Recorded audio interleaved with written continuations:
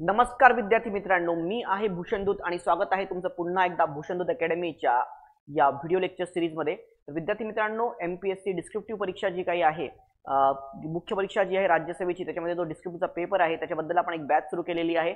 मराठी आणि इंग्रजी descriptive paper आहे, तर त्याच्यामध्ये निबंध लेखन, सारांश आणि ट्रान्सलेशन आहे। तर मित्रांनो, पहिल्यांदाच असं आहे की ही एकमात्र अशी बॅच आहे आपली की ज्याच्यामध्ये 70 पेक्षा जास्त निबंध जे आहेत ते तुम्हाला लिहून देण्यात आलेले आहेत। तर तुम्हाला ते वाचून घ्यायचे आहेत, त्याच्यानंतर त्याचे कोड चौतरणे कशी वापरावी, व्यक्तिनिहाय कोड, विषयनिहाय कोड्सचं कलेक्शन सुद्धा दिलेलं आहे, काहीचे मी फ्लोचार्ट सुद्धा दिलेले आहेत आणि काही लेक्चर्स सुद्धा आहेत की तुम्हाला ते मदत करू शकतात की कशा प्रकारे आपण हे करू शकतो। ओके, निबंध कसा लिहायचा असतो, तर अशी आहे जवळपास 10 सारांश आणि भाषांतर जे आहेत ते सुद्धा तुम्हाला दिलेलं आलेलं आहे की कशा प्रकारे भाषांतर केलेलं आहे। पण नेमका जो भर आहे तो निबंधावरती आहे, कारण निबंधावर तुम्हाला मार्क देता आहेत। तर विद्यार्थी मित्रांनो, मी भूषणदूत फक्त 1500 रुपये नाममात्र फी आपण याच्यासाठी आकारलेली आहे। तर ज्यांना पण जॉईन करायचे, जे राज्याच्या मुख्य परीक्षेला आहेत ते विद्यार्थी जॉईन करू शकतात। जेव्हा आपण बघतो विद्यार्थी मित्रांनो एमपीएससी डिस्क्रिप्टिव्ह पेपर बद्दलचा, ओके, तर आता याच्यामध्ये आजचं आपलं जे काही सेशन आहे तर ते या डिस्क्रिप्टिव्ह पेपरमध्ये एखादा निबंध जो आहे त्याची सुरुवात आणि त्याचा शेवट कसा करावा याच्याबद्दलचं आपले जे काही आहे ते डिस्कशन होणार आहे। ओके, तर नेमकं निबंध जेव्हा आपण लिहिलेला असतो, तुम्ही सांगितलं होतं की निबंधाचा सुरुवात आणि शेवट फार महत्त्वाचा असतो। तर मेन निबंध म्हणजे काय, तर त्याची बॉडी जी आहे, निबंधाचे 3 प्रकार असतात, एक असतं इंट्रोडक्शन, दुसरी आहे बॉडी आणि कन्क्लुजन। तर नेहमी इंट्रोडक्शन आणि कन्क्लुजन जे आहेत ते मुख्य भूमिका बजावतात। मी तुम्हाला म्हटलं की बघा, बॉडीज मेन आहे, बरोबर आहे। आपण जर जेवण केलं तर आपण जेवण केलं, पण जेवणाआधी आपण जर चांगलं जेवण करायचं असेल, कुठे पार्टीत गेलो पहिले आपण सूप वगैरे स्टार्टर आणि सूप घेतो। ते स्टार्टर आणि सूप एक काय मन प्रसन्न करतो तुमचं, बरोबर आहे ना। तर स्टार्टर आणि सूप म्हणजेच काय इंट्रोडक्शन झालं, आणि एंडला आपण जेव्हा काय घेतो, डेझर्ट घेत असतो किंवा आईस्क्रीम वगैरे खात होतो, ते म्हणजे तुमचं कन्क्लुजन झालं, बरोबर आहे। आणि मधात आपण जेवण करतो, बॉडी म्हणजे काय झालं, तुमचं जेवण झालं, बरोबर आहे। तर कन्क्लुजन आणि इंट्रोडक्शन। दुसरी गोष्ट काय की नेहमी लक्षात ठेवायचं की तुम्हाला कन्क्लुजन आणि मी म्हटलं ना एक स्ट्रक्चर ढाचा बनवायचा। मी तुम्हाला काय काय सांगितलं की जो टोटल तुम्हाला 45 मिनिटं तुम्ही काय देताय याच्यामध्ये, 45 मिनिट्स जर का तुम्ही देत असाल, ओके, निबंध लिहिण्यासाठी ओव्हरऑल, तर या 45 मिनिटांमध्ये एक मराठीचा निबंध म्हणतोय मी, बरोबर आहे। त्यापैकी 15 मिनिटं जी आहेत, ओके, तर ती फक्त 12 ते 15 मिनिटं म्हणतोय मी, ती फक्त ढाचा बनवण्यासाठी द्या, स्ट्रक्चर बनवा त्याचं। की बघ स्ट्रक्चरमध्ये काय, तर पहिले कोट्स कोणते कोणते वापरणार तुम्ही, कोट्स मधात वापरायचे आहेत, काही स्टार्टिंगला पण तुम्ही कोटनी सुरुवात करू शकता। तर ती कोट्स पहिले 3 ते 4 पूर्ण याच्यामध्ये कोट्स आले पाहिजेत। याच्यामध्ये सुद्धा कोटमध्ये एकाच व्यक्तीचं रिपिटेशन नसायला पाहिजे। दुसरं, मराठीच्या निबंधामध्ये तुम्ही इंग्लिश कोट वापरू शकता का, हो वापरू शकता, पण एखादंच वापरा, नाही तर मराठीच्या निबंधाने 3 इंग्लिशमध्ये कोट असं नसायला पाहिजे। अगेन जसं एज्युकेशनवरती निबंध आला, तर आता महात्मा फुलेजी किंवा डॉक्टर बाबासाहेब आंबेडकर यांचा आपण कोट वापरू शकतो त्याच्यामध्ये, ठीक आहे। त्याच्यासोबत एखादं आणखी व्यक्ती आहे जे एज्युकेशनलिस्ट असतील आपल्या भारताचे, किंवा कोठारी कमिशन वगैरे त्यांचं काहीतरी रिकमेंडेशन असेल, या सध्या नॅशनल एज्युकेशन पॉलिसी आहे याच्याबद्दल कोणाचं मत असेल, असं एज्युकेशनबद्दल कोणाचं मत असेल ते सुद्धा तुम्ही कोट करू शकता सोबत। म्हणजे असं नाही की फक्त ऐतिहासिक जे दाखले किंवा जे महापुरुष आहेत त्यांचंच तुम्ही कोट घेतलं, एखाद्या कमिशनचं कोट आहे तर ते सुद्धा तुम्ही घेऊ शकता त्याच्यामध्ये।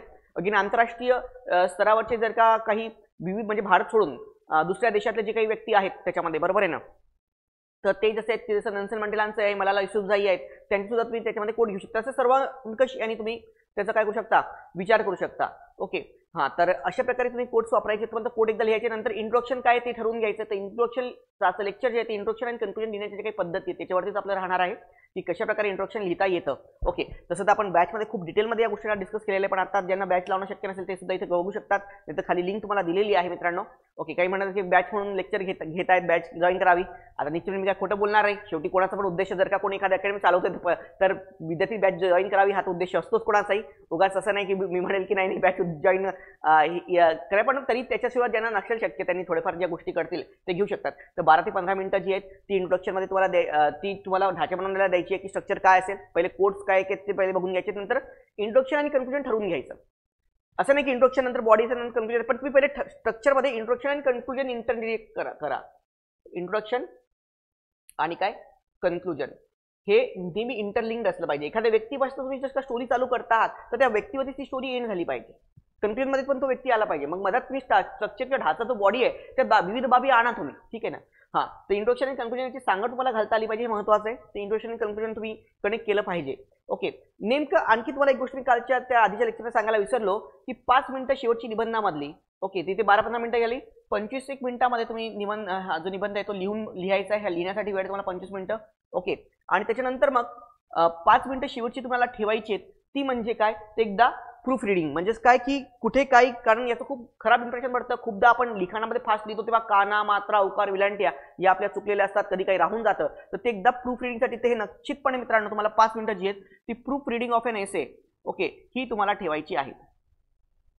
एकदा चेक करायचंय कुठे काही राहिले का, बरोबर आहे. हां, मग आता आजचं आपलं जे काही लेक्चर आहे ते आहे इंट्रोडक्शन ऑफ दी एसेस, की निबंधाची जी काही सुरुवात आहे, निबंधाचे जे काही इंट्रोडक्शन आहे ते कसं असलं पाहिजे, निबंधाची सुरुवात कशी करावी, त्याच्या काही पद्धती आहेत की पहिले अवतरणे, काही कोट्स आपण यूज करू शकतो, काही कविता आपण यूज करू शकतो, काही अॅनिक्डोट्स म्हणजे काय, अॅनिक्डोट्स म्हणजे काय, सत्यकथा, एखाद्या ऐतिहासिक दाखल्यावर आधारित सत्यकथा असेल, महान व्यक्तींवरती आधारित, डॉक्टर बाबासाहेब आंबेडकर आधारित असतील किंवा अगेन महात्मा गांधीजींच्यावरती आधारित असतील, ते एखादी सत्यकथा असेल. कथा म्हणजे काय, कथा ही आपली बनवलेली सुद्धा असू शकते. तुम्ही कथा बनवू शकता का, हो बनवू शकता, तुमच्या मनाने सुद्धा तुम्ही कथा बनवू शकता.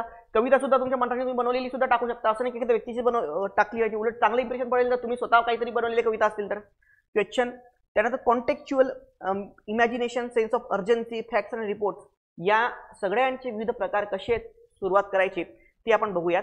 तर सगळ्यात पहिले लक्षात घ्यायचं की इंट्रोडक्शनचे 3 प्रकार असतात. इंट्रोडक्शन जर आपण बघतो लिहितोय तर इंट्रोडक्शन ते 3 पार्ट्स आहेत. एक आहे हुक आहे, दुसरं आहे बॅकग्राऊंड आणि थिसिस आहे. हुक म्हणजे काय, एकदम असा झटका बसला पाहिजे, बरोबर ना, एकदम खडखडून जागा होणे. तर आपल्या लिखाणात ती ताकद असली पाहिजे की एकदम समोरच्याला इंटरेस्ट वाटला पाहिजे की आता एकदम आपल्याला इंटरेस्ट त्याला आला पाहिजे. तर हुक कसा एखादा बसला पाहिजे त्याच्यामध्ये. देन बॅकग्राऊंड, त्यानंतर तुम्हाला एक थोडं निबंध येते त्याची पार्श्वभूमी, एखादी स्टोरी असेल किंवा काय असेल त्याची पार्श्वभूमी करता पाहिजे. आणि नंतर थिसिस स्टेटमेंट आहे ते तुम्हाला देता आलं पाहिजे. या 3 गोष्टी कुठल्या इंट्रोडक्शनमध्ये असल्या पाहिजे. आपल्या इंट्रोडक्शनमध्ये मी तुम्हाला सांगितलं जवळपास 60 शब्दांचे ते 70 शब्दापर्यंत तुमचं इंट्रोडक्शन तुम्हाला घेतलं तर तुमचं चालणार आहे. मी सांगितलं 400 ते 750 शब्द आहेत, तर 60 शब्द इंट्रोडक्शन आहे. अगेन 80 to 70 ते 80 शब्द जे आहेत ते कन्क्लुजन आहे आणि बाकीचं मधात हे आहे हुक, बॅकग्राऊंड आणि थिसिस.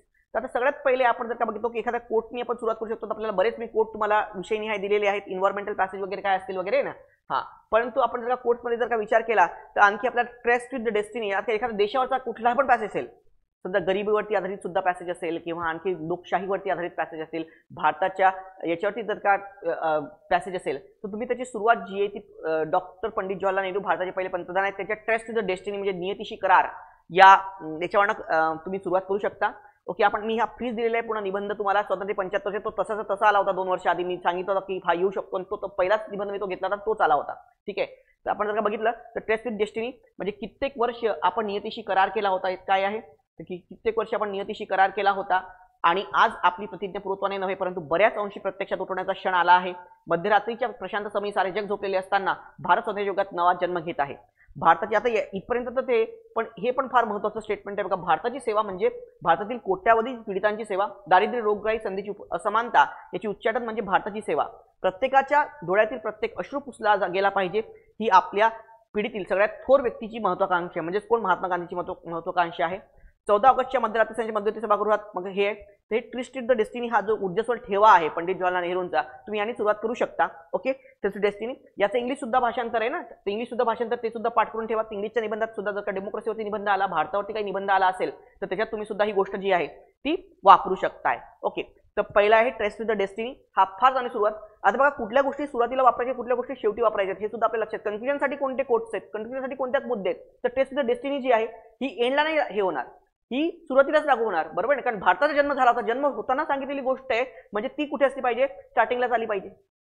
ओके, तुम्हाला हे सुद्धा लक्षात आलं पाहिजे. Tryst to the destiny. Again preamble, preamble कधी शेवटी म्हणता कामा नये. काही लोक प्रिएम्बलनी सुरुवात करतात, बरोबर, एकदम मस्त तुम्ही करू शकता. प्रिएम्बलनी सुरुवात जर का देशावरती कुठला पॅसेज आला, डेमोक्रेसीवरती पॅसेज आला, लोकशाहीवरती पॅसेज आला असेल, तुम्ही प्रिएम्बलनी पण काय करू शकता, सुरुवात करू शकता. विद्यार्थी मित्रांनो, कोणाला निबंध चेक करून सुद्धा हवा असेल तर मी तुम्हाला चेक करून देऊ शकतो. हा जो 87020 मला माझा हा नंबर आहे, हा पहिला नव्हे पण 7020 या नंबर आहे, याला तुम्ही व्हॉट्सअप करू शकता. कधी मला वेळ भेटला तर मी नक्की विद्यार्थ्यांना चेक करून देईल. ठीक आहे ना. हा, तर प्रिएम्बल जी आहे आपली, ओके, तर ती जी आहे we the people of India, आम्ही भारताचे नागरिक वगैरे जी आहे ती पूर्ण तुमची लर्न असली पाहिजे. तर ती प्रिएम्बल सुद्धा तुम्ही एकदम चांगल्या तऱ्हेने तुम्ही निबंधाची काय करू शकता, सुरुवात करू शकता. तर तुम्ही प्रिएम्बल सुद्धा करू शकता. हा, इथे उद्देशिका जी आहे आपली, ओके, संविधानाची उद्देशिका जी आहे, भारताचे एक सार्वभौम समाजवादी धर्माची लोकशाही करण्याच्या होण्याचा असं, तर हा पूर्ण इथपर्यंतचा पाठ, बरोबर आहे. हा, त्याच्यानंतर मग आपण इथे पण हे सांगू शकतो काय काय आहे, तर सामाजिक, आर्थिक, राजकीय न्याय, विचार, अभिव्यक्ती, विश्वास, श्रद्धा, उपासना यांचे स्वातंत्र्य, दर्जा किंवा संधीची समानता. ओके, तर अशा प्रकारे कोणी प्रिएम्बलनी सुद्धा काय करू शकतात, तर काही असं प्रिएम्बल आहेत याने सुद्धा आपण काय करू शकता, सुरुवात करू शकतो. ओके, हां, त्याच्यानंतर काही कोट्स आणखी आहे, की जसं सरफरोशी की तमन्ना राजप्रसाद बिस्मिलचा आहे किंवा काही सध्याच्या याच्यामध्ये मूवी मधलं सुद्धा उरी मूवी आला होता, त्यात एक फार चांगला डायलॉग है कि फर्ज और फर्जी में एक मात्रा का अंतर होता है, अगर मैं अपने देश अपने भाइयों के लिए नहीं लड़ा तो उनकी नजरों में फर्जी बनकर रह जाऊंगा. बरोबर आहे. तर फर्ज आणि फर्जी तर हे खूप चांगलं स्टेटमेंट आपलं आलं होतं. तुम्ही याला हिंदीमध्ये लिहू शकता किंवा याला मराठी ट्रान्सलेट करून सुद्धा तुम्ही लिहू शकता. ओके, तर तुम्ही याच्यामध्ये हे आहे तुम्ही मराठी बद्दल हिंदी कोट टाकू शकता एखादं, फक्त ते काय म्हणतोय ते थोडंफार एक्सप्लेन करा. ओके, तर इथे आपण अशा प्रकारे कोट्स वापरू शकतो किंवा वुमन एम्पॉवरमेंट वरती एसे आला असेल. ओके, तर एम्पॉवरमेंट ऑफ दी वुमन वरती कोफी अन्नांचे डॉक्टर बाबासाहेब आंबेडकरांचा आहे, सावित्रीबाई फुले आहेत यांचा कोट असू शकतो त्याच्यामध्ये. ओके, अगेन एखादे एज्युकेशनलिस्ट असतील तर त्यांचं वुमन एम्पॉवरमेंटवरती कोट असेल. त्याच्यामध्ये काही फेमिनिस्ट ऑथर सध्याचे असतात त्यांच्या सुद्धा वुमन एम्पॉवरमेंटवरती कोट असू शकतो. तर त्या कोटनी सुद्धा तुम्ही काय करू शकता, सुरुवात करू शकताय त्याच्यामध्ये. ओके, हां, आता आपण जर का बघितलं तर हां, कवितांचा उपयोग कशा, तर कुसुमाग्रजांची कविता देशावरती काय आलं असेल तर तुम्ही असं म्हणू शकता की स्वातंत्र्य महोत्सवासाठी त्यांनी कविता लिहिली होती कुसुमाग्रजांनी, पण जी होती ना स्वातंत्र्य दिवसाची विनवणी, 50ची उमर गाठली अभिवादन मत करू नका, तुम्हास विनवते हात जोडून वाटवाकडी धरू नका, गोरगरिबांना छळू नका, तुम्ही अन्न फुकाची गिळू नका, माणूस म्हणजे पशु नसे हे ज्याच्या हृदयात सटसे नरनारायण तोचेसे. तुम्ही असे म्हणता की स्वातंत्र्य वर्षी पण आता अमृत महोत्सव झाले 75 वर्ष झालं तरी आजही गोष्ट लागू आहे. बरोबर आहे. तर असं तुम्ही ते सांगून ही कोट तुम्ही हे करू शकता. किंवा संत ज्ञानेश्वरांचं ग्लोबलायझेशनवरती जर का निबंध आला तर संत ज्ञानेश्वरांचं जे काही कोट आहे की हे विश्वची माझे घर, की आज आपण ग्लोबलायझेशनची गोष्ट करतो पण 12व्या शतकातच आमच्या संतांनी या गोष्टी तुम्हाला सांगून गेलेल्या आहेत. तर अशाने आपण यांनी सुरुवात करू शकतो त्याच्यामध्ये. बरोबर आहे. हां, अगेन आपण जर का बघितलं तर सोशल सीन्स, 7 सोशल सीन्स जे महात्मा गांधींनी सांगितलेले यांनी सुद्धा आपण सुरुवात करू शकतो. वेल्थ विदाउट वर्क, बरोबर आहे ना. हां, तर कामाशिवाय आपण मिळवलेली काय संपत्ती, pleasure without a conscience, knowledge without a character, commerce without a morality, science without a humanity, religion without a sacrifice, politics without the, हे पाठ करून ठेवायचं. तर कुठे पण आलं असेल तुम्ही ते 7 सीन्स जे आहेत ते 7 सीन्स तुम्ही त्याच्यामध्ये इंग्लिशच्या याच्यामध्ये टाकू शकता त्याच्यामध्ये, किंवा मराठीचे सुद्धा 7 सीन्स जे आहेत ती तुम्ही पाठ करू शकता. याचं मराठी ट्रान्सलेशन जे आहे तुम्ही चेक करा, 7 सीन्स टाका महात्मा गांधी माझ्या टेलिग्राम चॅनलला. मी इथे मराठीचं याचं पूर्ण जे ट्रान्सलेशन आहे ते पूर्ण तुम्हाला टेलिग्रामवरती उपलब्ध करून दिलेलं आहे. ओके, तर हे आहे. ओके, हां, जेचा रंजले गांजले, आता वृक्षवल्ली, आता इन्व्हायरमेंटवर आला असेल तर वृक्ष, संत तुकाराम महाराजांनी ऑलरेडी वृक्षाचं जे काही महत्त्व आहे ते आपल्याला सांगितलं होतं. आज आपण इन्व्हायरमेंटच्या गोष्टी करतो पण त्या 16व्या 17व्या शतकांमध्ये तुकाराम महाराज म्हणून गेलेत की वृक्षवल्ली आम्हा सोयरे वनचरे, पक्षी सुस्वरे आडविती, येणे सुख रुचे एकांताचा वास, नाही गुण दोष अंगी येता. बरोबर आहे. हां, पर्यावरण संरक्षण ठेवण्यासाठी महत्त्वाची भूमिका बजावतात. मग त्याच्याबद्दलचं आपण ते हे करू शकतो. ओके, हां, नेक्स्ट या ग्लोबलायझेशनचं जे काही हे आहे आपलं, हे विश्वची माझे घर याचं संत ज्ञानेश्वर यांचं जे काही हे वाक्य हे आपल्याला इथे मी दिलेलं आहे. ग्लोबलायझेशन इथे दिलेलं enter word is my home, त्याचं इंग्लिश ट्रान्सलेशन सुद्धा तुम्हाला दिलेलं आहे. ओके, हां, आता लक्षात घ्या तुम्ही आपले महाराष्ट्राचे कवी आहेत, महाराष्ट्राचे संत आहेत, यांचे जे काही कोट्स आहेत हे जर तुम्ही इंग्लिशमधनं दिलेत तर उलट आणखी चांगलं तुमचं इम्प्रेशन जे आहे ते पडू शकतं. याचं कारण काय आहे की पेपर सेट चेकर तर महाराष्ट्रातलेच राहतील ना. तुम्ही जर का संत ज्ञानेश्वर कोट इंग्लिशमध्ये लिहून दिला तर ते आणखी खूप चांगलं तुम्हाला इम्प्रेशन दिनेल.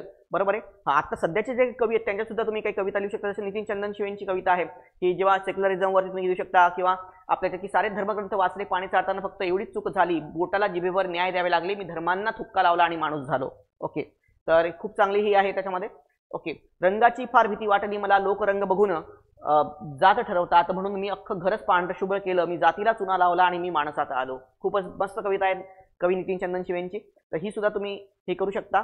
ओके, हा इन्व्हायरमेंट आहे. तर इन्व्हायरमेंटमध्ये विंदा करंदीकरांची कविता जी आहे की देणाऱ्याने देत जावे, देणाऱ्याने घेत जावे, घेणाऱ्याने एक दिवस घेता घेता एक दिवस देणाऱ्याचे हात घ्यावे, असं काहीतरी त्याच्यामध्ये दिलेली आहे. तर ही खूप कविता जी आहे इन्व्हायरमेंटच्या वरती तर ही पण आपण वापरू शकतो. फार एज्युकेशन सगळ्यात पॉवरफुल कोट जो आहे. ओके, क्रांतिसूर्य महात्मा ज्योतिबा फुले यांचा की विद्येविना मती गेली, मती विना गती गेली, गती विना वित्त केले, वित्त विना शूद्र खचले, एवढे अनर्थ एका अविद्येने केले. ओके, हां, आता एक तुम्हाला इतरांपेक्षा आपल्याला कशा प्रकारे मराठी भाषेवरती जर का आलं असेल तर मी त्याच्यावरती निबंध दिले. लाभले आम्हास भाग्य बोलतो मराठी, जाहलो खरे धन्य ऐकतो मराठी, धर्म जात पंथ एक जाणतो मराठी, एवढ्या जगात माय मानतो मराठी. सुरेश भटांची कविता आहे. ओके, हां, तर आता इथे भारतावरती आहे. तर आता एक आणखी पण एक लक्षात घ्या की थोडे तुम्हाला निबंध देतात जसं लोकशाहीवरती पॅसेज आला असेल तर आता हे आहेत आपण काही कविता, मोस्टली लोक सुरुवात करतात की लोकांनी लोकांसाठी लोकांच्याकरता केलेली व्यवस्था म्हणजे काय लोकशाही असं वर्णन आहे. तर अब्राहम लिंकनचं ते खूप चांगलं कोट आहे, जगभरात सर्वात जास्त वापरलं जातं, बरोबर आहे. परंतु तुम्ही जर बघितलं प्रत्येक जण त्यात सुरुवात करत असेल, पण तुम्ही थोडंफार काहीतरी वेगळं ट्रेंड आणायचा. वेगळा ट्रेंड कसा आणू शकता, तर तुम्ही याच्यामध्ये करू शकता. ओके, तर ज्याच्यामध्ये आपण अॅनिक्टोड म्हणून म्हणू शकतो, जर डेमोक्रेसी आहे त्याच्यावरती हे आलेलं आहे. तर एक अॅनिक्टोड आहे पंडित अटल बिहारी वाजपेयींचा, मी याच्यामध्ये दिलेला आहे. ओके, अटल बिहारी वाजपेयी जे भारतरत्न अटल बिहारी वाजपेयी आहे, तर त्यांनी तुम्ही सुरुवात अशी करू शकता. ओके, लोकशाही. तब्बल 4 दशके भारतीय संसदेमध्ये विरोधी पक्षाच्या बाकावर बसून वैचारिक लढाई लढून अखेर शपथ घेतल्यानंतर केवळ 13 दिवसात अविश्वास प्रस्ताव जे आहे विश्वास प्रस्तावाच्या पराभवाला मोठ्यापणाने सामोरे जाताना अटल बिहारी वाजपेयी यांनी भाषणाच्या समारोप आपल्या लोकशाहीचं महत्व सांगून जातो. सत्ता का खेल तो चलता रही तो चलेगा, सरकारें आएगी जाएगी, पार्टियां बनेगी बिगड़ेगी, मगर यह देश रहना चाहिए, इस देश का लोकतंत्र अमर रहना चाहिए. हे तुम्ही एंडला सुद्धा घेऊ शकता. बघा आता काही कोट्स किंवा काय असेल याची सुरुवात सुद्धा तुम्ही अनेक्टोड घेऊ शकता आणि एंडला सुद्धा घेऊ शकता. अनेक्टोड म्हणजे काय, खऱ्या माणसाबाबतची आकर्षक कथा, की इंटरेस्टिंग स्टोरी जी मला इन्स्पिरेशन देऊन जाते त्याला आपण अनेक्टोड म्हणत असतो. तर इथं तुम्ही सुरुवात करू शकता किंवा यांनी एंड करू शकता. तर थोडंफार काहीतरी हटके असलं पाहिजे तुमचं कोट्स वगैरे. सध्या रिसेंट लोकांचे काहीतरी कोड घेऊ शकता, अरविंद केजरीवालांचा कोड घेऊ शकता, नरेंद्र मोदीजींचे कोड घेऊ शकता तुम्ही. ओके, शशी थरूर यांचे कोड्स घेऊ शकता. ओके, तर असे विविध लोकांचे तुम्ही जे काय ते कोड्स घेऊ शकता आणि त्या कोड्सला सुद्धा तुम्ही त्याच्यामध्ये हे देऊ शकता. ठीक आहे. दुसरी गोष्ट, कधी बायस व्हायची नाही. म्हणजे तुम्ही अटल बिहारी वाजपेयीचा कोड घेतला, एखादा इंदिरा गांधींचा कोड घ्या, पंडित नेहरूंचा कोड घ्या, नाही तर फक्त तुम्ही अटल बिहारी वाजपेयी, नरेंद्र मोदी किंवा फक्त भाजपच्या किंवा राईट विंग लोकांचे कोड घेतात त्याच्यामध्ये. तसं करायचं नाही. किंवा मग फक्त काँग्रेस जर असेल तर इंदिरा गांधी आहेत, जवाहरलाल नेहरू आहेत, तर फक्त त्यांचेच कोड घ्यायचे. आपण थोडं मिक्सअप असा अप्रोच, आपला लिबरल अप्रोच असला पाहिजे त्याच्यामध्ये. ठीक आहे, तुमची विचारसरणी काही असू दे पॉलिटिकल, पण इथे असताना तुमचं थोडं लिबरल यांनी तुम्ही गेलं पाहिजे त्याच्यामध्ये. ठीक आहे. हां, तर हे आपलं कोट्स होतं की खूप चांगला अॅनिक्टोड आहे. तर तुम्ही असा डेमोक्रेसीमध्ये असं आलं असेल तर वाचू शकता. ओके, तुम्ही याला मराठीत सुद्धा कन्वर्ट करू शकता की बरोबर सत्तेचा खेळ तर चालतच राहील, सरकारे येतील सरकारे जातील, पार्ट्या बनतील पार्ट्या बिघडतील, परंतु हे राष्ट्र राहिलं पाहिजे, या राष्ट्राची लोकशाही जी आहे ती अमर राहिली पाहिजे. ओके, तर असं मी डायरेक्ट साधं याला मराठीमध्ये तुम्ही बनवू शकता. ठीक आहे. हां, सत्य आणि अहिंसा. समजा असं आहे की अन्याय आणि संघर्षावरचा लढा जो आहे तर त्याच्यामध्ये तुम्ही सुरुवात कशी करू शकता. तसं अॅनिक्टोड म्हणजे काय, तर सत्य आणि आकर्षक कथा, एखाद्या व्यक्तीबद्दलची जी काही सत्य कथा घडलेली आहे. तर जसं महात्मा गांधींच्या बद्दल जे आहे की त्यांना का कुठनं आलं की अन्यायाविरुद्ध लढा द्यायचा किंवा संघर्ष करायची ही प्रेरणा कुठनं आली. तर बघा सुरुवात किती मस्त आहे की एक भारतीय व्यक्ती 1893 मध्ये रेल्वेच्या प्रथम वर्गाच्या डब्यातून फिटवला जात होता. प्रवासादरम्यान एक युरोपियन प्रवासी आला आणि तो म्हणाला, कृष्णवर्णीय व्यक्तीला डब्यातून काढा. त्या कृष्णवर्णीय व्यक्तीने यावर आक्षेप घेतला की त्याच्याकडे प्रथम वर्गाची तिकीट आहे, पण रिक्षाने त्याला डब्यातून बाहेर ढकलले. या प्रसंगाने त्याच्या जीवनाला कलाटणी दिली. अशा सर्व अन्यायाविरुद्ध सत्याच्या शास्त्राने लढा देण्याचे त्यांनी नवीन शब्द शोधून काढले, त्यालाच आपण सत्याग्रह म्हणतात. त्या व्यक्तीचे नाव मोहनदास करमचंद गांधी. ओके, तर बघा किती इफेक्टिव्ह आपल्याला अशी स्टार्टिंग वाटते. तर हे अॅनिक्टोडनी तुम्ही सुरुवात करू शकता. ओके, भ्रष्टाचाराबद्दलचं जसं हे आहे तर आपण अण्णा हजारेंचं एक्झाम्पल घेऊ शकतो की लष्करीमध्ये भरती झाला, सहभाग घेतला, त्याने चीन युद्धात सहभाग घेतल्यानंतर एके दिवशी दिल्ली देवस्थान स्वामी यांचे भारतीय युवकांना आव्हान हे पुस्तक त्याच्या हाती लागले आणि समृद्ध ऐंशी देश विधायक काढत देण्यास त्यांनी ठरवलेले आहे. बरोबर आहे. त्याचे नाव म्हणजे किशन बापूराव उर्फ अण्णा हजारे. ठीक आहे. हां, त्यानंतर डॉक्टर बाबासाहेब आंबेडकरांचं एक अॅनिक्टोड आहे. तर त्याच्यामध्ये पण त्यांचं एक अॅनिक्टोड म्हणू शकता की विदेशात पीएचडी करत असताना त्यांच्या ग्रंथपालासोबतचा किस्सा होता की ते टिफिन घेऊन येत नव्हते त्यांच्यामध्ये. बरोबर आहे. तर मग त्यांनी म्हटलं की तुम्ही जेवत नाही का वगैरे, म्हणजे नाही माझ्याकडे तर जेवणाला हेच नाहीये. बरोबर आहे ना. तेव्हा नेक्स्ट जे ग्रंथपाल जो आहे तो शेवट टिफिन डॉक्टर बाबासाहेब आंबेडकरचं घेऊन येत होता. बरोबर, तर ते मी लेक्चरमध्ये सुद्धा डिस्कस केलेलं आहे तुम्ही. ओके, तर तो अॅनिक्टोड तुम्ही घेऊ शकता. ओके. हां, देन वुमन एम्पॉवरमेंट किंवा एक वुमन काय करू शकते, तर सुद्धा मूर्तींचं मी एक एक्झाम्पल आहे ते तुम्हाला डिस्कस केलं होतं, तर ते तुम्ही घेऊ शकता त्याच्यामध्ये. ओके. हां, एक तुम्ही स्टोरी कशी बनवायची. स्टोरी म्हणजे काय की स्टोरी बनवता येते. स्टोरी आणि एनिक्टोडमध्ये फरक काय, एनिक्टोड हे रिअल व्यक्तीची असते, स्टोरी ही तुम्ही सुद्धा बनवता सुद्धा येऊ शकते. तर जसं क्लायमेट चेंजची एक स्टोरी आहे. तर क्लायमेट चेंज जे आहे तर क्लायमेट चेंज कसं लोकांनी जीवनाला हे करतो. बरोबर आहे. सांगली जिल्ह्यातील एक राधिका नावाची मुलगी होती, 8व्या वर्गात शिकत होती. तिचा कल्पना चावला हे आदर्श होतं. तिला वाटलं होतं की ती पुढे इस्रोमध्ये किंवा नासामध्ये जाईल, सायंटिस्ट बनेल, एक ॲस्ट्रॉनॉट बनण्याचं तिचं स्वप्न होतं त्याच्यामध्ये. परंतु काय आला की क्लायमेट चेंज आणि याच्यामुळे अचानक पूर आला आणि त्याच्यामध्ये तिचं पूर्ण स्वप्न वाहून गेलं. बरोबर आहे. रमण अकोला जिल्ह्यातला एक शेतकरी होता, पीक चांगले होते पण तो दुष्काळ पडला, त्याच्यातनं त्यांनी काय केली, आत्महत्या केली. मग आता याने तुम्ही असं सुरुवात एखादा व्यक्ती जो आहे व्यक्ती तुम्ही हे करू शकता आणि त्याच्यावरनं तुम्ही जी आहे सुरुवात करू शकता. पण एंड करतात बघा, आता तुम्ही इथे केलं एंड करताना क्लायमेट चेंज कर की आपण असा जग बनवूया, कदाचित त्या क्लायमेट चेंज आपण जो आहे होतोय त्या इफेक्टला आपण थांबवण्याचा प्रयत्न करूया आणि शेवटी कुठलाही रमण किंवा कुठली राधिका आहे याचं स्वप्न असं भंगता कामा नाही, याची पण काळजी घेऊयात की पुन्हा कुठल्या रमणसोबत असं झालं नाही पाहिजे, कुठल्या राधिकासोबत असं झालं नाही पाहिजे, याची पण काळजी घेऊ. असं थोडा कन्क्लुजनला एंड द्या. सुरुवात त्यांनी करा तर एंड सुद्धा असे जर व्यक्तींनी तुम्ही केलं तर एक इंटरलिंक जे आहे ते खूपच चांगलं बसतं त्याच्यामध्ये. ठीक आहे ना. हां, देन पुरुष प्रधान संस्कृतीवरती असेल किंवा वुमनवरती जे हे काय त्याचे गुलेरी आणि माणक यांची कथा आहे, स्टेंच ऑफ केरोसिन नावाची, ती कथा जी आहे ती सुद्धा तुम्ही याच्यामध्ये वापरू शकता. ओके. हां, देन अनटचेबिलिटी आणि कास्ट सिस्टम जी आहे तर ठीक आहे. तर त्याच्यामध्ये सहसा आपण जर अनटचेबिलिटी आणि कास्ट सिस्टम डॉक्टर बाबासाहेब आंबेडकरांच्या यांनी आपण सुरुवात करत असतो सहसा, पण आता आपण त्याच्या मदत आणू शकतो. पण तुम्हाला आणखी पण काहीतरी वेगळी सुरुवात जर करायची असेल तुम्ही मुंशी प्रेमचंद यांची जी आहे ठाकूर का कुवा नावाची एक ही आहे की दलित वुमन आहे, तर ठाकूरचा जो हे आहे बरोबर आहे ना कुवा आहे, तर त्याच्यामध्ये ती पाणी भरायला जाते. नंतर मग तिला तिच्या पतीला जे आहे तर कारण तिचा पती जो असतो तो काय असतो खूपच बिमार असतो, पण ती ठाकूरच्या पण ती दलित असते आणि ती ठाकूरच्या कुव्यामधनं काय करते शेड्यूल कास्ट असते, तर त्याच्यामुळे ती पाणी काढण्याचा प्रयत्न करते. ती त्याच्यामध्ये पकडण्यात येतं, मग त्याच्यामध्ये आणि त्याच्यामधनं मग तिचा हजबंड जो आहे तिला पकडण्यात येतं, तिला पाणी घेऊन जायला जात नाही, मग त्याच्यात तिचा हजबंड जो आहे तो मरण पावतो. बरोबर आहे. तर अशा प्रकारे किती लोकांचं जीवन उद्ध्वस्त करण्यात येतं. तर अशी एखादी स्टोरी पण तुम्ही मुंशी प्रेमचंद वगैरे आहेत काय आहेत तो आउट ऑफ हे बॉक्स काहीतरी थोडं थिंक करू शकता आणि त्याने सुद्धा तुम्ही देऊ शकता. ओके. हां, अगेन एज्युकेशनचं महत्व काय, व्हॅल्यूज इन द एज्युकेशन. तर एक फार चांगला कोट मी काल पण सांगितलं होतं, अल कायदा वर्सेस इन्फोसिस, याच्यामधलं आपल्याला कंपॅरिझन दिलेलं आहे.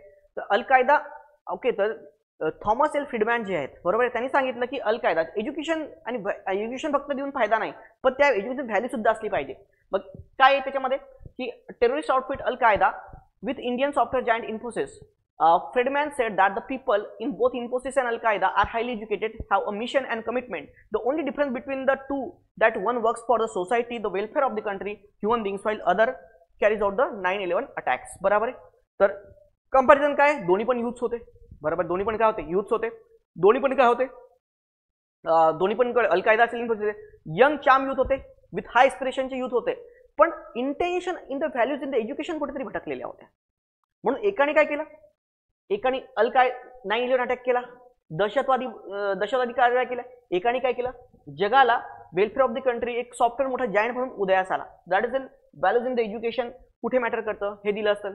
अगेन एज्युकेशनमध्ये जर बघितलं असेल तर नॉर्थ कोरिया आणि साऊथ कोरियाचं कंपॅरिझन आपण घेऊ शकतो त्याच्यामध्ये. The year was 1945, towards the end of the gesture of the world war, the world power decided to carve up Korean peninsula. बरोबर आहे. 38 पॅरल जी आहे त्यांच्यामधली काय आहे, 38 पॅरल जी आहे ती काय आहे, ती बाउंड्री लाईन आहे. तर साऊथ कोरिया काय सेमच होते बिफोर, पण तू नंतरच्या 7-8 दशकामध्ये 70 वर्षात काय झालं तर एका देशाने काय केलं, एका लिडरशिप आली, त्यांनी आयडियोलॉजिकल आणि हे केलं बरोबर आहे. वेरे साऊथ यांनी काय केलं, लिबरल एज्युकेशन दिलं, इनोव्हेशन दिलं, इकॉनॉमिक ग्रोथसाठी वर्क केलेलं आहे.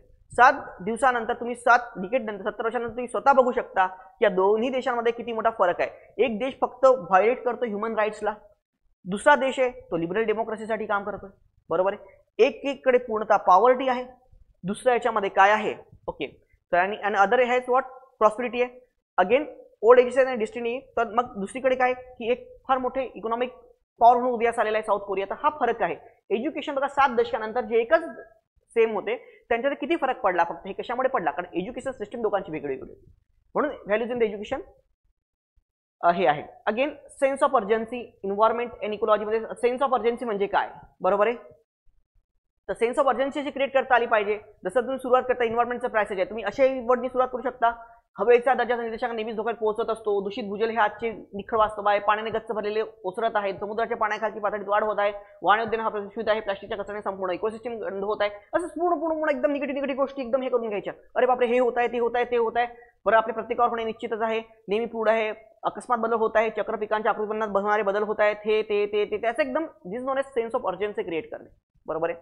Next introspection, next method of the writing. तर हे सेन्स ऑफ अर्जन्सी की एकदम असं दाखवणं की याची हे होत आहे, ते होत आहे, हे होत आहे, असं हे करून ओके. डेमोक्रेसी वरती आलेलं असेल तर आपण त्याच्यामध्ये पण अशा प्रकारे एकदम छोटे वर्ड्स अर्ध्या लाईनमध्ये एक मुद्दा असा मांडत जायचा आणि 8-10 मुद्द्याचे थर मांडायचे ज्या समस्या आहेत देशावरच्या बरोबर आहे. तर अशा आणि सेन्स ऑफ अर्जन्सीने तुम्ही सुद्धा निबंधाला काय करू शकता, सुरुवात करू शकता. किंवा इंट्रोस्पेक्टरी पॅसेज समजा आहे, वुमन एम्पॉवरमेंट वरती पॅसेज आहे ओके. तर तुम्ही कशा प्रकारे हे करू शकता त्याच्यामध्ये की 17 ऑगस्ट 2023 लोकसत्ता वृत्तपत्र पुणे आवृत्तीची मुखपत्र, 2 जवानात उसळलेल्या सो इथे आहे वुमन एम्पॉवरमेंट मध्ये काय की एक गृहिणीचं नाव घ्यायचं आरती, हिची सासऱ्यांकडून हुंड्यासाठी सासरच्या लोकांकडून काय हत्या करण्यात आली. आरती शर्मा हुंड्यासाठी हत्या. मग आपण म्हणणार की काय की बघा 2 दिवसाआधीच आपण स्वतंत्रता दिवस साजरा केला किंवा कधी 10 मार्च लिहायचं. आपण म्हणतो की 8 तारखेलाच आपण वुमन एम्पॉवरमेंट 8 मार्चला साजरा केला. आपण नेहमी शपथ घेतली की आपण आपल्या देशाला महिलांच्या एम्पॉवरमेंटसाठी काम करू. पण बघा काही स्थिती आहे की महिलांसोबत आपण जर का बघितलं असेल तर एका थर्ड वर्ल्ड कंट्रीपेक्षा सुद्धा जास्त अत्याचार भारतामध्ये होत असतात. क्राईम दिवसेदिवस घडतात. खरंच आपण जे 5 ट्रिलियन इकॉनॉमीच्या गोष्टी करतो किंवा आपण एक विश्वगुरू बनण्याचे स्वप्न बघतो आहोत, एक इकॉनॉमिक एम्पॉवरमेंटच्या गोष्टी करत आहोत, इकॉनॉमिक सुपर बनण्याच्या गोष्टी करत आहोत, पण एकीकडे किती स्थिती आपली काय खराब आहे. तर असं तुम्ही विचार न करू शकता. धार्मिक दलीचा हे करू शकता तुम्ही उल्लेख की बघा एकीकडे आपण म्हणतो की आपण काय म्हणू मोठी इकॉनॉमिक पॉवर बनवू, पण आपल्या दोन कम्युनिटीमध्ये रोजचे आपले हिंसाचार चालत राहतात, रोज लोक मरत राहतात. याच्याकडे कोण बघणार का. किंवा तुम्ही असं सुद्धा घेऊ शकता की आज आपण तंत्रज्ञानदृष्ट्या इतके जास्त प्रगत झालेले आहोत की फक्त 15 मिनिटं आपण जर का बघितलं असेल तर तुमचा जो मित्र आहे जो फॉरेनमध्ये आहे, जो अमेरिकेत आहे, त्याच्या एका बटनच्या क्लिकवरती आपण त्याची बोलू शकतो, त्याची चॅटिंग करू शकतो, त्याचंही करू शकतो. पण तेच आपल्या तालुक्यात असणाऱ्या शेतकरी बांधव जे त्यांच्या समस्या आहेत, शेतकरी आत्महत्या आहेत, त्यांच्याबद्दल आपल्याला जाणीव नाही आहे. हीच भारत आणि इंडिया ही दरी आज आपल्या देशामध्ये निर्माण होत आहे. बरोबर आहे. या गोष्टी कशा आपल्याला इंट्रोस्पेक्शन करायला लावतात, आपल्या अंतरात्म्यात आपण झाकलं पाहिजे असं बघायला लावतात. So that is known as ती मेथड जी आहे that is known as method of introspection, introspectory passage. Okay.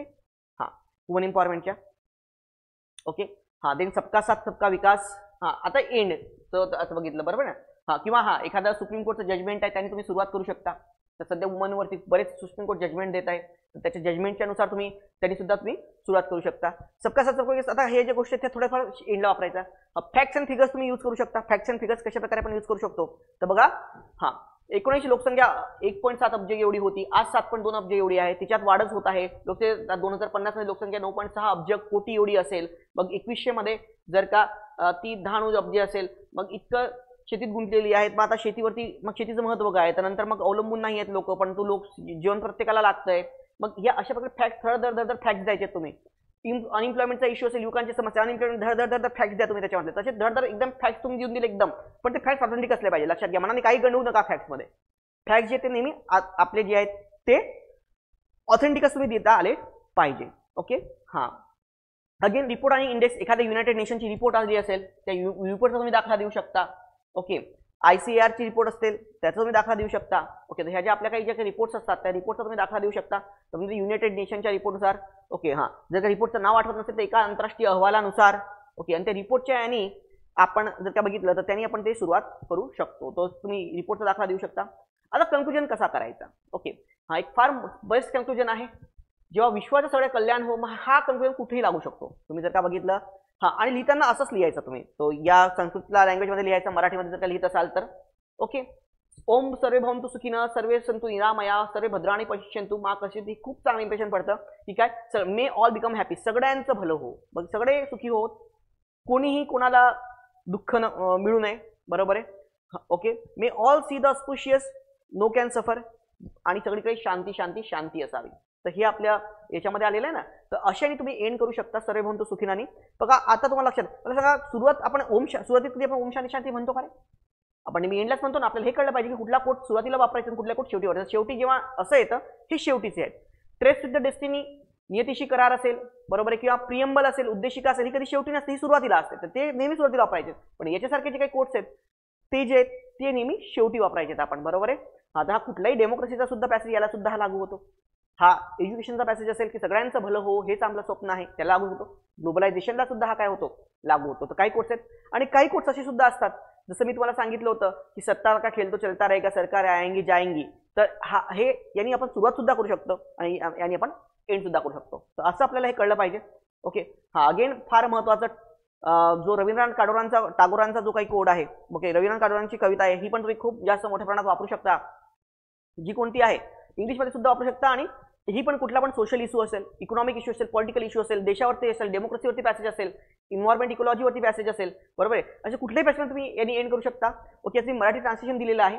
तर याचं तुम्ही जे आहे where the mind is without fear, इंग्लिशमध्ये ना where the mind is without fear and the head is help, याची मी खूप चांगलं ट्रान्सलेशन तुम्हाला दिलेलं आहे. रवींद्रनाथ टागोर म्हणतात त्याप्रमाणे वैशून्य चित्त जेथे उन्नत सदैव माता. काही लोक काही पण ट्रान्सलेट करतात बघा, त्याच्यात बेटर काय, where the mind is without fear and the head is held high. भयशून्य चित्त जेथे उन्नत सदैव माता, मम देश ही जागृत हो या मुक्त स्वर्गीय आता. हो अनिर्बंध ज्ञान न संकुचाती ही व्यथा, गर्भातूनही सत्याचारे ये शब्दांनी सुंदरता, अविरत परिश्रमांनी परिपूर्ण ती कुशलता, रूढींनाही नाही थारा विचारी अखंड निर्मलता, तो प्रेरणेमुळेही नव उन्मेषी व्यापकता. असा भारत रवींद्रनाथ टागोरांच्या कल्पनेतील भयमुक्त आणि शोषणमुक्त भारत असेल. ओके, ही कविता दिलेली where the mind is without fear, याचं मी ट्रान्सलेशन दिलेलं आहे, मराठी इंग्रजी दोघांमध्ये पाठ करून ठेवा, खूप चांगलं इंग्लिशन पडतं. पण आता मग शेवटी म्हणतो my father let my country awake awake awake, बरोबर आहे ना. हा, तर भयभूक आणि शोषणमुक्त भारत निर्माण होतं. ही स्टार्टिंगला नाही वापरायची बेटर वे. ही बेटर वे ही कुठे वापरा, एंडला वापरा. तो तिथे स्वप्न बघतोय की असा भारत घडेल कदाचित, आपण असा दुर्दैवी आशावाद वापरूयात, बरोबर आहे ना. हा, तुम्ही अशाने हे करू शकता त्याच्यात. ओके, हा, तर हा अगेन गांधीजींचा तलिस्मान आहे, महात्मा गांधींचा तलिस्मान आहे, त्याचं मराठीमध्ये पण ट्रान्सलेशन दिलेलं आहे. Whenever doubt, think decision. Okay, empower the marginalized, poorest, provide an ethical test to judge everyone. Okay, Sarvodaya to Antyodaya. This is an welfare of the all through weakest society. तो म्हणतो ना की जेव्हा जेव्हा तुम्ही कुठे एखाद्या प्रश्नामध्ये अडकत असाल तर तेव्हा तेव्हा काय करा, एखाद्या सर्वात गरीब व्यक्तीचा चेहरा आठवा, विचारा की माझ्या या कामाला त्याच्या जीवनात फरक पडेल का, त्याचं दुःख मला कमी करता येईल का, बरोबर आहे. आणि तेव्हाच तुम्हाला तुमच्या प्रश्नाचं काय सापडेल, उत्तर सापडेल. हे गांधीजींचं तलिस्मान आहे. तर या तलिस्मानाने सुद्धा तुम्ही एखाद्या गोष्टीचं काय करू शकता, एंड करू शकता. ओके, तर ह्या काही मुद्दे जे आहेत मी तुम्हाला सांगितलेले आहेत, तर याचा मित्रांनो तुम्हाला निश्चितच फायदा होईल. ओके, तर ही आहे की निबंधाची सुरुवात आणि शेवट जी आहे ती कशी करायची, त्यासाठी काही कोड्स आहेत. ही ऑलरेडी PDF मी पुढे शेअर केलेली आहे भूषणदूत अकॅडमीच्या टेलिग्राम चॅनलला. ज्यांना पण बॅच जॉईन करायची असेल, भूषणदूत अकॅडमीच्या ॲपवरती बॅच आहे मित्रांनो. 70,000च्या आसपास निबंध जे आहेत ते मी लिहून दिलेले आहेत. तर ज्यांना पण जॉईन करायचे असेल किंवा ज्यांना बघायचं असेल ते निबंध बघू शकतात. ओके, तर थांबूयात विद्यार्थी मित्रांनो, धन्यवाद.